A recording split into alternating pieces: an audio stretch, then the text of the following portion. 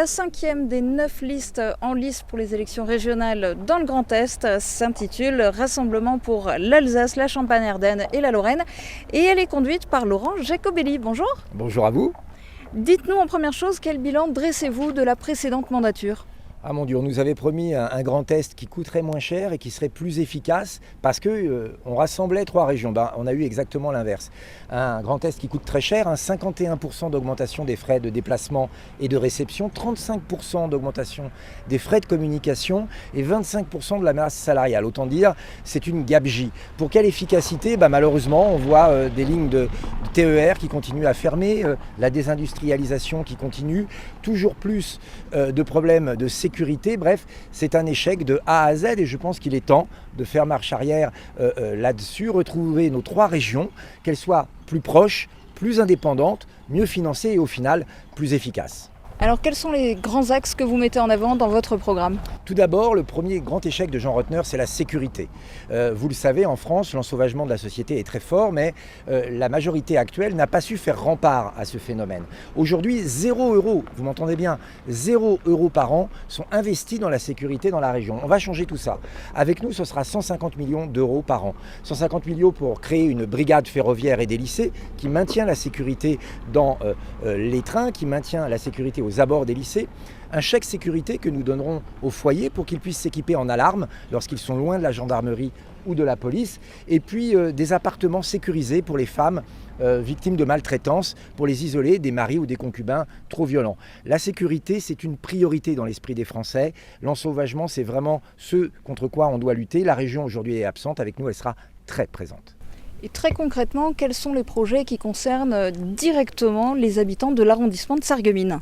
Ici, Sarreguemines et à Bitche, ici où nous sommes aujourd'hui, vous le savez, il y a eu un investissement moindre que dans les grandes villes, dans les grandes métropoles. Il y a eu moins de services publics, moins de services de transport. On envisage d'ailleurs, la région envisage d'ailleurs de supprimer le transport scolaire à midi pour les enfants, ce qui va poser un certain nombre de problèmes aux communes. Nous, on veut faire l'inverse, c'est-à-dire réinvestir dans ces zones qui ont été oubliées, remettre du service public, remettre des cars, remettre des trains et surtout réinvestir massivement dans ces territoires-là et investir moins dans les métropoles qui ont déjà des ressources. Et c'est exactement ce à quoi nous nous appliquerons pour le canton de Sarreguemines.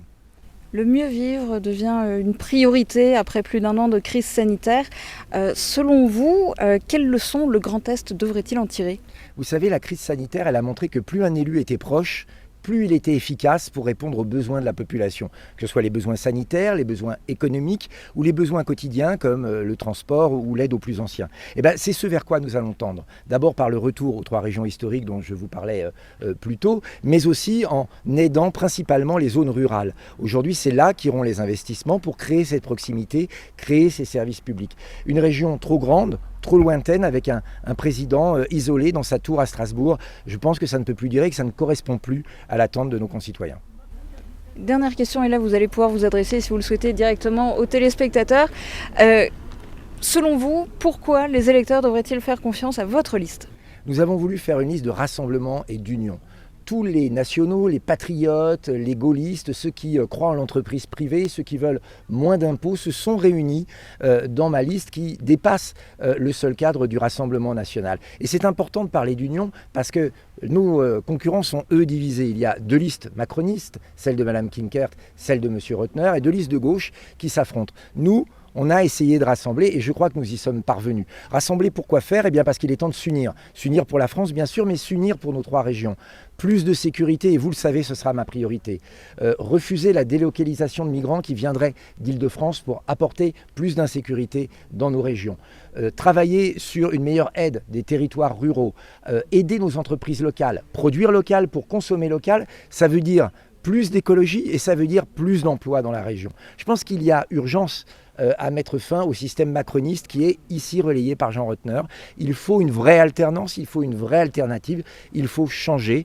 Comme nous avions fait les bons constats avant tout le monde sur tous les domaines, l'économie, l'écologie aussi bien sûr, la sécurité, l'immigration, je pense que c'est à nous de redresser les choses, que c'est notre tour et que nous allons faire le travail car j'ai une liste franchement qui tient la route et une liste qui est capable de gérer ces 3 grandes régions.